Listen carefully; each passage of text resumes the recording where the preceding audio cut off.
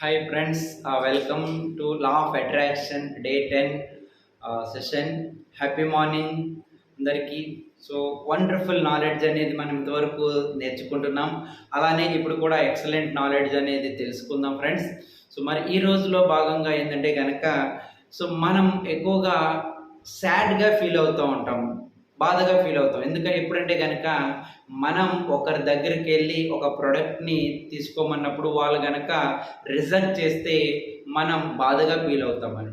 ఎందుకంటే కనుక మన ఎక్స్పెక్టేషన్కి అక్కడ నెగిటివ్ రిజల్ట్ వచ్చింది కాబట్టి మనం బాధగా ఫీల్ అవుతాం. బట్ ఇక్కడ law of attraction techniques tools and మనం యూటిలైజ్ చేస్తే కనుక ఆ సాడ్నెస్ అనేది మనకులో బాధ, డిప్రెషన్ అనేది రాకుండా మనం ఓవర్కమ్ చేయొచ్చు అనమాట.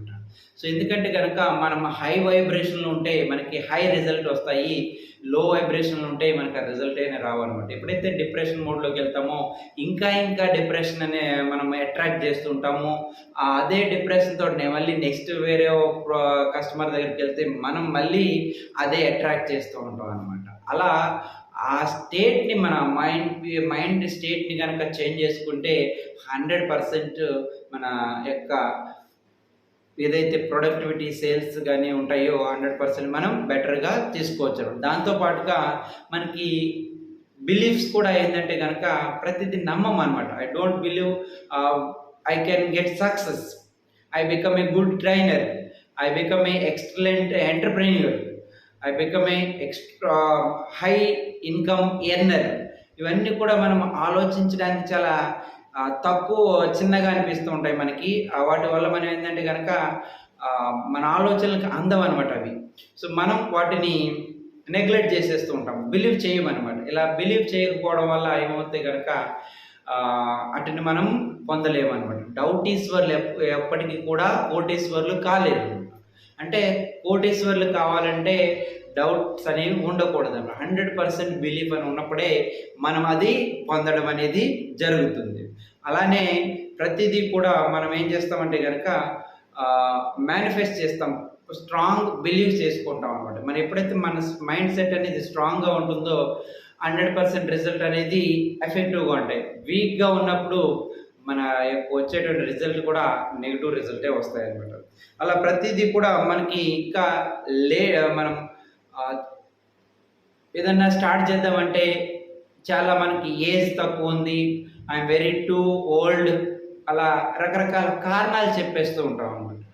అలా కారణాలు చెప్పడం వల్ల ఏమవుతుందంటే కనుక మనం ఎప్పుడు కూడా ముందుకి వెళ్ళలేము.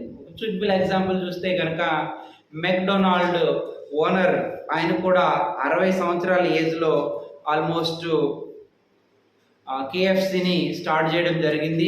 మరి అలా స్టార్ట్ చేసిన ఆయన కూడా మంచి రిజల్ట్ అనేది తీసుకోవడం జరిగింది. అంటే దీన్ని బట్టి మనం ఏం అర్థం చేసుకోవచ్చు, సక్సెస్ కావడానికి age is not a factor అని అర్థం చేసుకోవచ్చు.